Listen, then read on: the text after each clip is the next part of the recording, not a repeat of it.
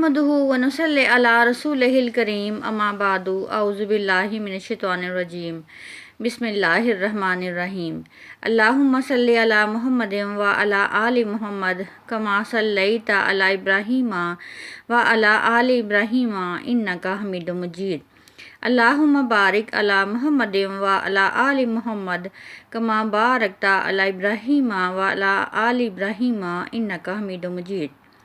पाकिस्तानी फ़ौज में अपने मुल्क की दफ़ा के लिए जज्बा पाया जाता है और ये जज्बा उन्होंने अपनी हर जंग में साबित किया है, जैसे कि 1965 की जंग और 1971 की जंग में।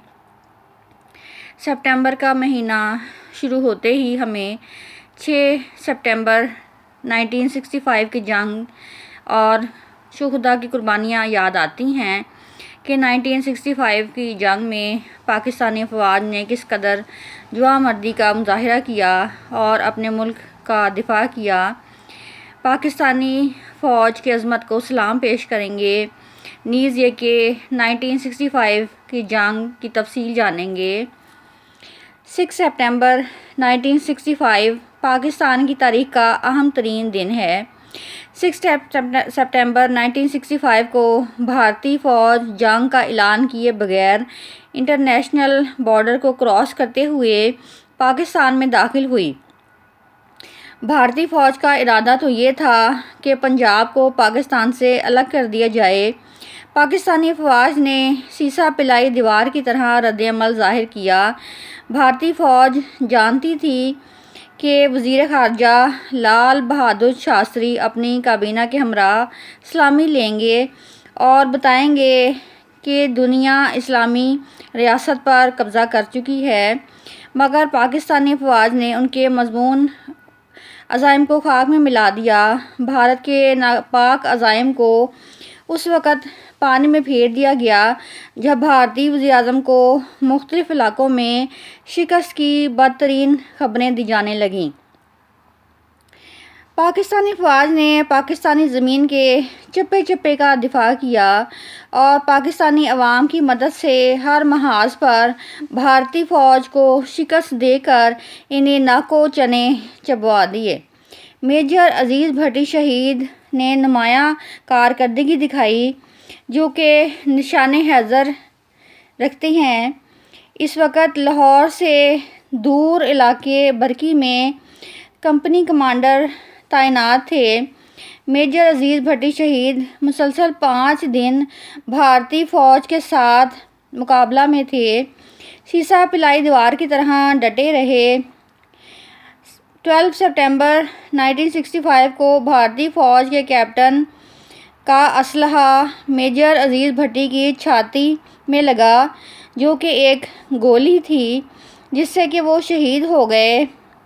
वो भारत के दिल में अपना खौफ बिठा गए और शहीद होकर हमेशा के लिए अमर हो गए। कौम मेजर अजीज़ भट्टी की कुर्बानियों को आज तक नहीं भूली।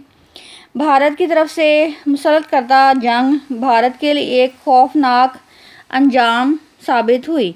कुफ्र इस्लाम के ख़िलाफ़ एक अजीम मौरका था और ये सिर्फ़ एक जंग न थी, बल्कि पाक फ़ौज के शाना बशाना बहादुर अवाम ने जिस अज़म का मुज़ाहिरा किया वो हमारी तारीख़ का दरख्शां बाब है। पाकिस्तानी कौम हर साल 6 सितंबर को यौम दिफा मनाती है और पाक फ़ौज के चप्पे चप्पे के दिफा का अहद करती है। शायर ने कहा है, सरफरोशी की तमन्ना अब हमारे दिल में है, सरफरोशी की तमन्ना अब हमारे दिल में है, देखना है ज़ोर कितना बाजुए कातिल में है। नीज़ ये कि जो भरोसा था उसे कुव्वते बाजू पर था, जो भरोसा था उसे कुव्वते बाजू पर था, है तुम्हें मौत का डर उसको खुदा का डर था। 6 सितंबर 1965 की जंग की मज़ीद तफसील जानेंगे। भारत ने 6 सितंबर 1965 में अपने तोसी पसंदाना अज़ाइम की तकमील के लिए पाकिस्तान के ख़िलाफ़ کھلی جارحیت کا مظاہرہ کیا۔ 6 سپٹمبر کی رات پاکستان پر حملہ کر دیا۔ اگرچہ پاکستان کے فوجی اور اقتصادی وسائل بھارت کے مقابلے میں بہت کم تھے، لیکن پاکستان کی مسلح افواج نے جذبہ جہاد سے سرشار ہو کر اپنے سے کئی گنا بھاری دشمنوں کو ذلت آمیز شکست سے دوچار کیا۔ 17 روز تک یہ جنگ جاری رہی اور جنگ عظیم دوم کے بعد کئی ممالک کے لاتعداد اسلحہ استعمال ہوئے تھے، لیکن 1965 کی جنگ میں بہت کم دنوں میں لگ بھگ 600 ٹینکوں نے حصہ لیا تھا۔ وجوہات کا جائزہ۔ تاریخی جنگ کی وجہ کیا تھی؟ پاکستان کا قیام ہندوؤں کی مرضی کے خلاف عمل میں آیا تھا، اس لیے انہوں نے پاکستان کو کبھی دل سے قبول نہ کیا۔ پاکستان کی حیران کن ترقی اور استحکام ان کی آنکھوں میں کانٹے کی طرح چبھتا تھا، لہٰذا انہوں نے پاکستان کو تباہ و برباد کرنے کے لیے اپنا تمام فوجی اسلحہ استعمال کیا اور جارحانہ اقدامات شروع کر دیے۔ سپٹمبر 1965 کی جنگ کی اصل وجہ مسئلہ کشمیر ہے۔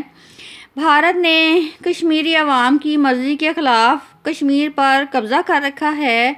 کشمیر کے عوام پاکستان کے ساتھ الحاق کے حامی ہیں، مگر بھارت سلامتی کونسل کی قرارداد کے مطابق رائے شماری کرانے کے وعدے سے ٹال مٹول کرتا رہا۔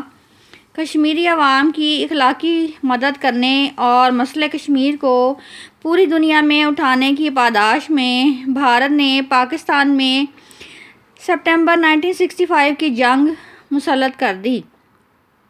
بھارت نے اپنی طاقت کے نشے میں 1962 میں چین سے جنگ چھیڑ لی اور منہ کی کھائی، اور اس نے اس خفت کو مٹانے کے لیے مئی 1965 میں ران کچھ کے متنازع علاقے پر قبضہ جمانے کی کوشش کی، لیکن پاکستان کی فوج کے ہاتھوں اسے ذلت آمیز شکست کا سامنا کرنا پڑا۔ چنانچہ اپنا کھویا ہوا وقار حاصل کرنے کے لیے بھارت نے پاکستان کے خلاف جنگ شروع کر دی۔ بھارت میں اپنے عام انتخابات ہونے والے تھے، مگر پارٹی انتخابات وہ جیتنا چاہتے تھے۔ انہوں نے پاکستان کو فتح کا فیصلہ کیا تاکہ ووٹوں سے ووٹ حاصل کیے جا سکیں۔ میجر عزیز بھٹی کون تھے؟ اپنے جانثاروں کے ساتھ BRP نہر کے پاس ڈٹے ہوئے تھے، جس پر کہ بھارتی افواج قبضہ کرنا چاہتی تھی، اور 7 سپٹمبر کو بھارت نے پوری طاقت کے ساتھ حملہ کیا اور میجر عزیز بھٹی اور میجر شفقت بلوچ نے صرف 110 سپاہیوں کی مدد سے بھارت کی پوری بریگیڈ کو صرف 10 گھنٹوں میں قابو کیے رکھا اور 10 دن رات مورچے پر ڈٹے رہے۔ یہ عصاب شکن مورچہ تھا جو کہ 12 سپٹمبر کو 5ویں روز میں داخل ہوا، تو اس وقت تک میجر عزیز بھٹی بھارت کے خلاف 6 حملے روک چکے تھے اور پاکستان کا دفاع کر رہے تھے۔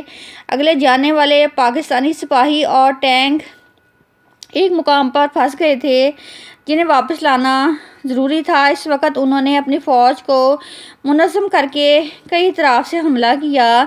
پاکستانی گاڑیوں اور فوجیوں کو واپس لانے میں کامیاب ہو گئے، لیکن اندھا دھند گولہ باری اور فائرنگ کے دوران ایک گولی ان کے کندھے کو شدید زخمی کر چکی تھی اور انہوں نے 42 سال کی عمر میں جامِ شہادت نوش کیا۔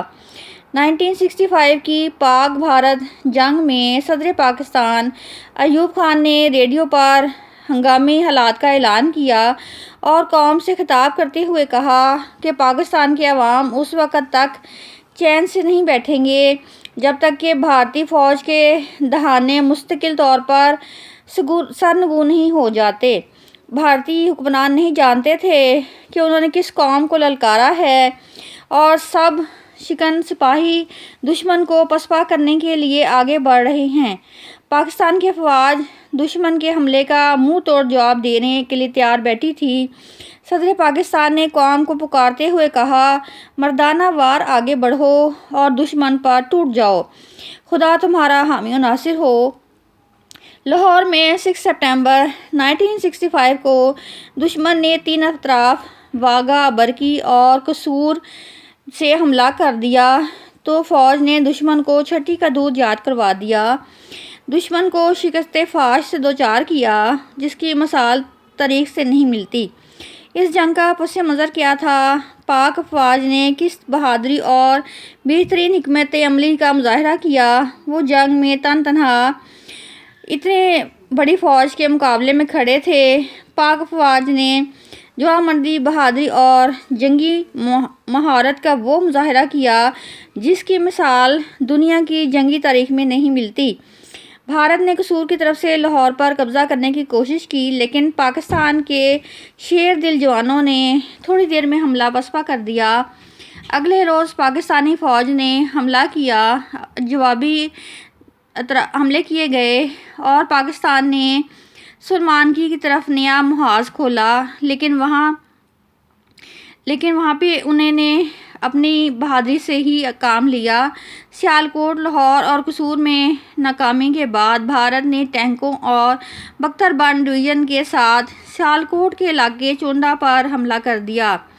دوسری جنگ عظیم کے بعد دنیا میں بڑا زمینی حملہ تھا۔ بھارت کا ارادہ یہ تھا کہ سیالکوٹ سے جی ٹی روڈ پر قبضہ کر کے لاہور کا دوسرے شہروں سے رابطہ کاٹ دیا جائے، لیکن پاکستانی فوج نے اپنے سے کئی گنا بڑے دشمن کا مقابلہ کرتے ہوئے بڑے کارنامے سر انجام دیے اور دشمن حیران رہ گئے۔ پاکستانی قوم نے حور مجاہدین کے ساتھ مل کر دشمن کے چھکے چھڑا دیے اور ان کو پے در پے شکست دے کر کئی مورچوں پر قبضہ کرایا۔ ابتدائی دنوں میں ہی پاکستان کے فضائی ہوائے بازوں نے بھارتی ہوا بازوں پر برتری حاصل کر لی۔ پاکستانی فوج نے دشمن پر کاری ضرب لگاتے ہوئے شام نگر، جموں اور سری نگر کے اہم ہوائی اڈوں پر ٹھیک نشانے لگا کر درجنوں بھارتی طیارے تباہ کر دیے۔ بھارتی فضائیہ کی کمر توڑ کر رکھ دی گئی۔ بھارت نے سرگودا میں پاک فضائیہ کے اڈے کو نشانہ بنانے کے لیے کئی حملے کیے، مگر اسکواڈرن لیڈر محمد محمود عالم عالم نے بھارت کے 5 طیارے گرا کر نیا عالمی ریکارڈ قائم کیا۔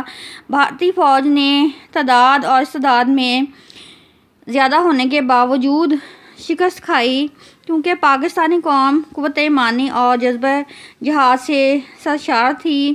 چنانچہ اپنے اسی جوانمردی کی بدولت انہوں نے ہر میدان میں کامیابی حاصل کر لی۔